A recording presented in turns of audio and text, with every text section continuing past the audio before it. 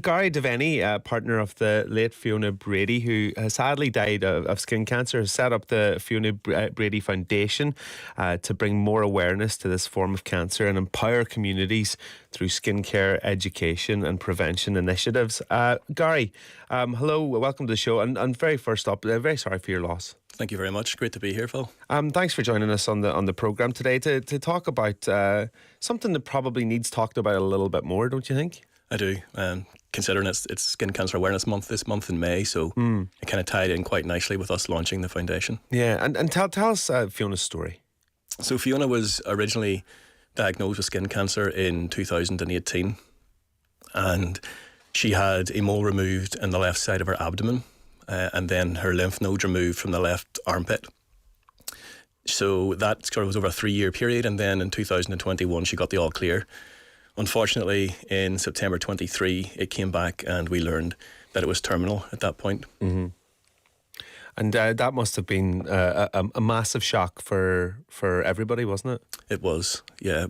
Considering she was doing so well, we met just before she got the all clears. We met in the August 2021, and she got the all clear at the end of September 2021. So our stories kind of overlap each other in that regard. And Fiona was very young when she got her diagnosis, wasn't she? 30. She was, yeah, 30. Yeah, and it's not something you hear that much about people of that age getting skin cancer, or maybe it is, and we just don't talk about it enough. I think that's the big thing. It's the conversations that we need to be having around it. I know a lot of the information that you'll find online and through conversations with other people. There's the perception that it's a quote unquote older people's disease, but we now know that's obviously not the case, considering what happened to Fiona and other high profile cases that have been in the news recently. Tell us a little bit about Fiona and who she was. She was, I keep saying this, I've had a few conversations about this, and apart from her striking beauty, which is the first thing that attracted me, of course, she had such a radiance and a magnetism about her. Any room she walked into, people wanted to speak to her, wanted to be with her. I often say that I would take her to functions and football events, and I'd be the one that people would know, but yet I wouldn't be the one they want to speak to. They want to speak to her. Yeah. And it happened at my own family Christmas party once. The first time she met the family, I felt like I was the guest, because everyone wanted to speak to Fiona, because she was such a radiant and beautiful person, and full of the joys of life, loved living, loved her friends, loved her family. And at the time before she got the diagnosis, she had just got a job in Next and Foilside as assistant manager.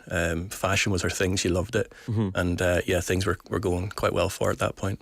And this is somebody who followed the letter of the law in terms of like how you should set yourself up to give yourself the best fighting chance of not getting skin cancer as well, isn't it? That's correct. Yeah, she took every precaution that she knew of and that she spoke to the doctors about. She covered up. She used her sun cream.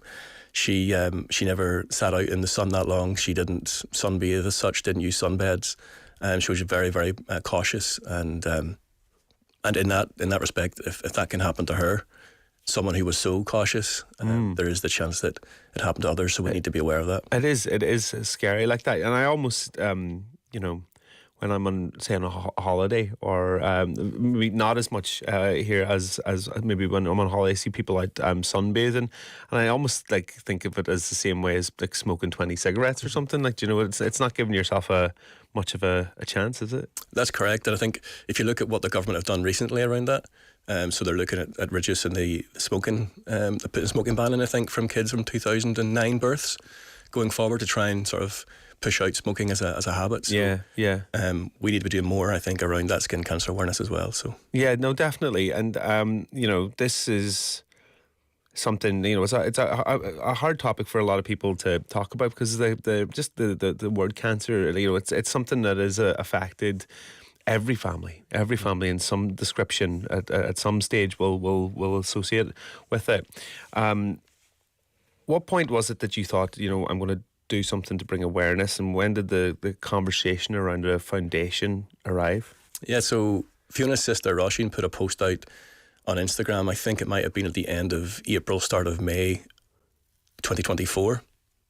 And the response she got off that post, it showed us that there were people interested, in Fiona's story, but also talking about skin cancer.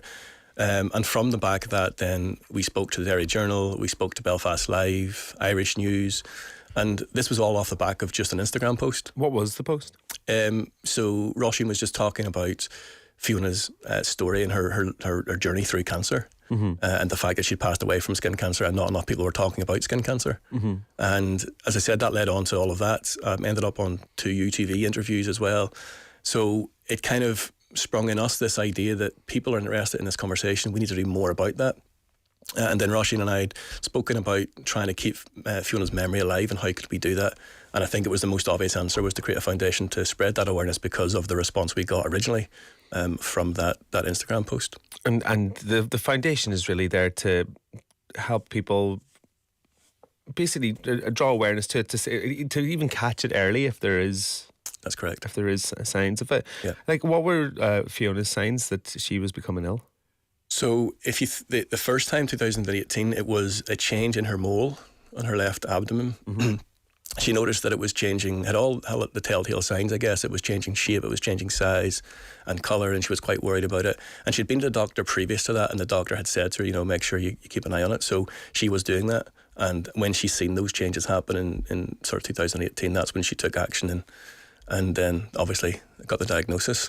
And can it be minuscule changes, or is it big changes? Or was the mole quite significant? I mean, I'm just thinking about this for anybody else who. Yeah, so there's quite an easy awareness campaign basically to recognise this as A, B, C, D, E. So you have A, which is asymmetry.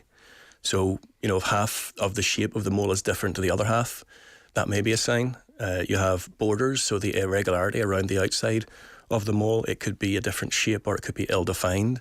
You have colour, so there could be varying degrees of colour within the one mole. Diameter itself, so the guideline is around 6 millimetres for moles that have been diagnosed with melanoma. So if it isn't around that size, it probably should get looked at. And then the E is the evolving or the expert. So if you see that over time that the mole has all of those and it's continued to change, then do seek expert advice as quickly as possible. Because it would be easy to ignore, almost because we all have so many like little bumps and like spots and stuff on our arms that aren't like, they might just be freckles, or they might be like different skin tags or something. It is something that you sort of need to stay on top of, isn't it? It is. And I think if you fast forward then to Fiona's second cancer diagnosis, she was getting quite tired, and she had soreness at the base of her spine, and she wasn't sleeping well, and she had a sore shoulder. So all of that was starting to worry her as well. So even though at that time, her first diagnosis, it was the mole that had changed the colour and the shape and the size, she was having symptoms later on in her second diagnosis that weren't really attributed to what she would have thought would be skin cancer. Yeah. So I guess the message is there that if you see and feel any changes in your body for any particular reason, just go get seeked out, go get medical support on that and advice, because you never know what it could be. And we as a country, we're not blessed with a lot of sun, are we? But it's not necessarily just about the big sunny days, is it? No, it's not. I've spoken to many people, and they've told me stories where, for example, one lady I was speaking to, her father had skin cancer and it was under his toenail. Wow, right, I've never heard that one, yeah. And the only reason they were aware of it was he was in a bar with his brother, and he got up and the brother moved the chair and it hit his toenail. And over a course of days, the toenail didn't stop bleeding, and he went and got it checked, and they found out he had skin cancer. And it was under his toenail. So I guess it's not something that was quite obvious at that time.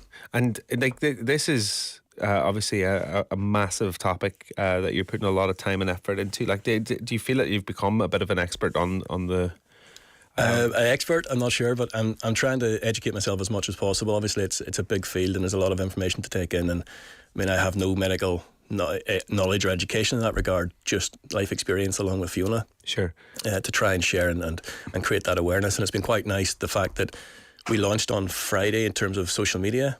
And over the course of the weekend, I've had 5 separate individuals contact me either through my own Facebook or through the the foundation's social media pages, wanting to share their story.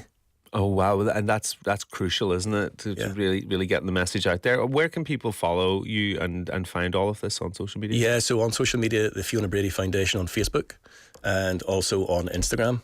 And then both of my Instagram and Facebook are public, so anyone can contact me anytime. And how did you cope with this yourself, with the diagnosis and going through this with your partner? Yeah, I mean, it was difficult, of course. At the start of it, I guess I didn't allow myself to believe it, because you go from diagnosis to hospital appointment to medication checklists and that becomes a routine. So you don't really have much of a time to sit back and properly think about what's going on. You do what you have to do in the moment. And then I guess, since Fiona's passed, at the very early stages of my grief, I think I must have been 2-3 months where sleep just wasn't a thing.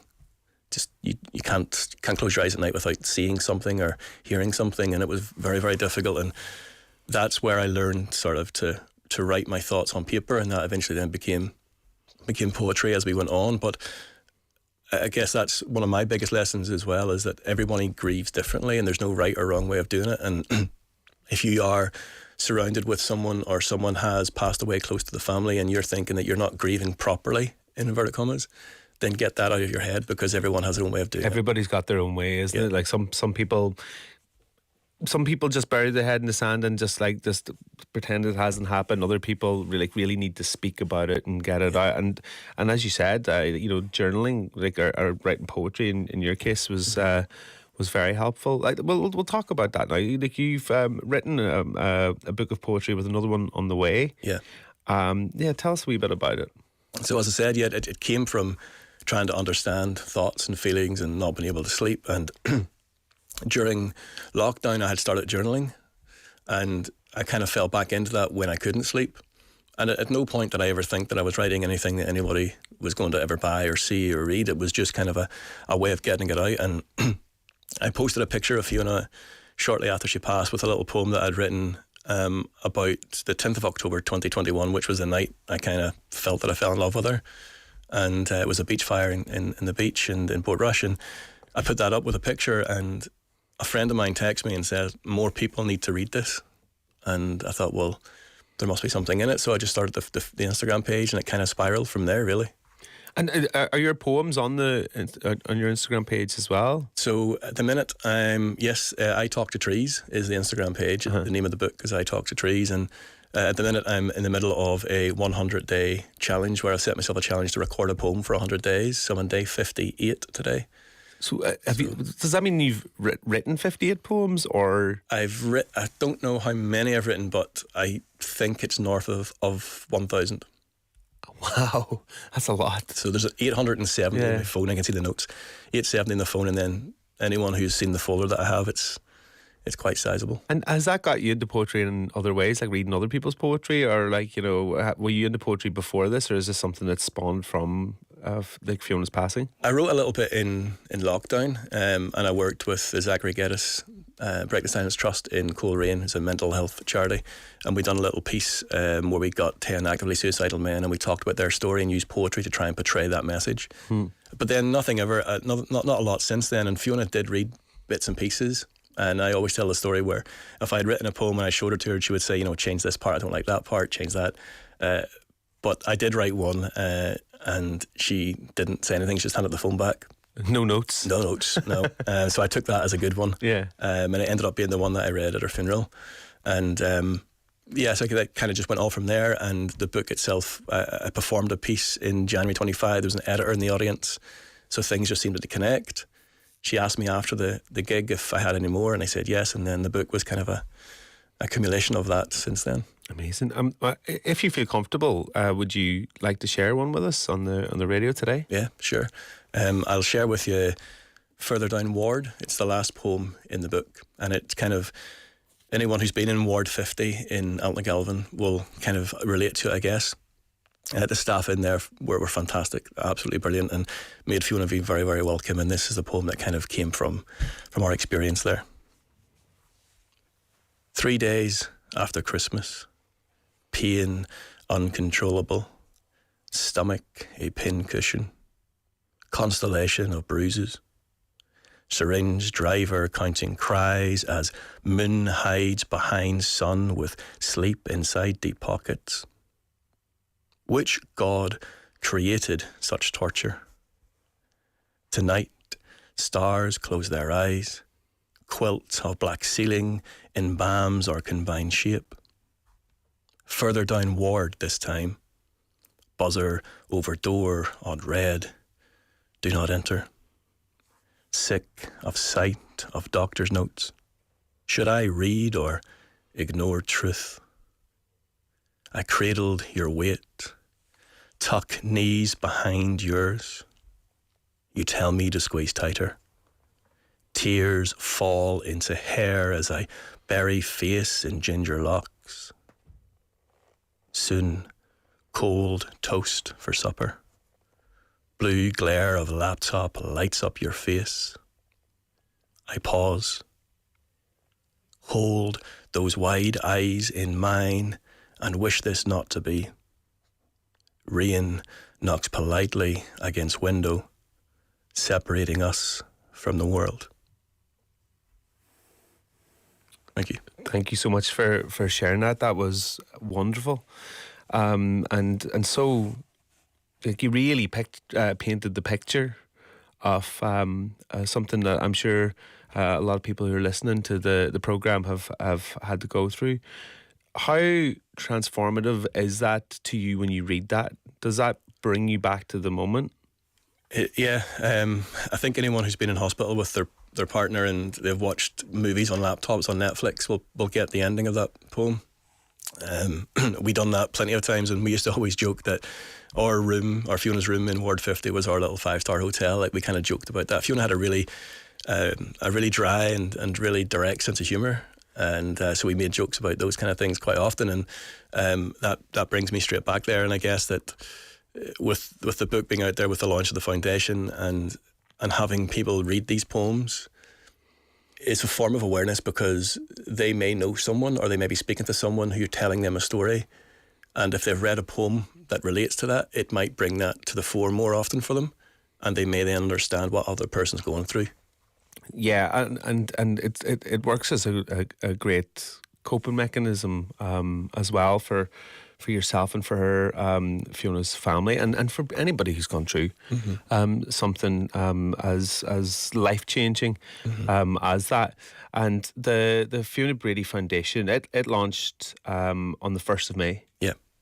So, to get it to this point is a massive success. Well done, number one on that. And number two, what can we say today? What can we talk about today to make sure that everybody who's listening to the programme knows what to look out for when it comes to skin cancer? Yeah. So again, as I said earlier on, it's those changes that you are become aware of in your body that that aren't normal, basically. Of course, the moles are the big indicators. So looking for those changes in shapes and sizes. Some of them may bleed. Some of them may scab over. Some of them may ooze pus that you haven't seen before. And again, if you are worried, the first port of call is directly to your GP and make sure you get that appointment, because the longer you leave it, unfortunately with Fiona and hers coming back in the September 2023, she had signs sort of previous in terms of her tiredness and her soreness, that if we possibly could have pushed that a little bit stronger for things, you can't say for certain, but things may have been different. But yeah, 100%. If you find something that's not right, trust yourself. Sure. Get it checked. What do you hope the biggest thing that will come from this? Again, it's to increase the understanding that, statistically, skin cancer is the highest diagnosed cancer in Northern Ireland, which may surprise a lot of people. And it is. I saw that fact before the show, and I was just like, I was slightly blown away by it. Yeah, and it's great that we have May as Skin Cancer Awareness Month, but we also have to understand that as much as that awareness comes this month, and obviously through summer months with the sun, it's a cancer that is all year round. It's not just a summer cancer, and we just have to be aware those conversations continue to happen. We have set up a Your Story section on the website, so if there's anybody listening who has been affected by skin cancer and would like to join our awareness campaign by sharing their story, they can do that by sending it through the Your Story section on the website, fbfoundation.co.uk, or they can email me at info@fbfoundation.co.uk. And those family stories are really the thing that keeps us growing, really, isn't it? Like you need those case studies for other people to go, oh wait, I can relate to that. True. I got contacted actually last year when we done the UTV interview by a girl I went to school with, and she had been concerned with a mole on her dad's head, and had shown the dad Fiona's story on UTV, and then prompted him to go to the hospital, and they found out that it had been skin cancer. And I got a message from her yesterday actually, thanking myself and the foundation for raising that awareness, because without that, things could have been different in that case. And men nearly more specifically are the ones that you really need to drive to the GP, because most men need to have their arm dangling off to go and see anybody, don't they? So if you do have that worry about anything, really, it's time to give the GP a call For sure. This is you've shared a great poem with us on the show, and you've got another book of poetry coming next year as well. Yes, so hopefully for the start of 2027. So the current book that's out, I Talk to Trees, Volume 1, is mainly about the deep, dark grief from the early stages of it.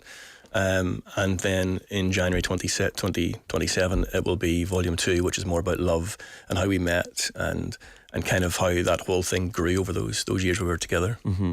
And you've got a piece of music to finish the interview with today. What have you picked, and why have you picked it? So I've picked Without Fear by Dermot Kennedy. I've picked it because if you listen to the opening lyrics of it, it kind of just speaks to our story with Fiona and everything we've been through, but also the fact that I find myself in a similar situation now.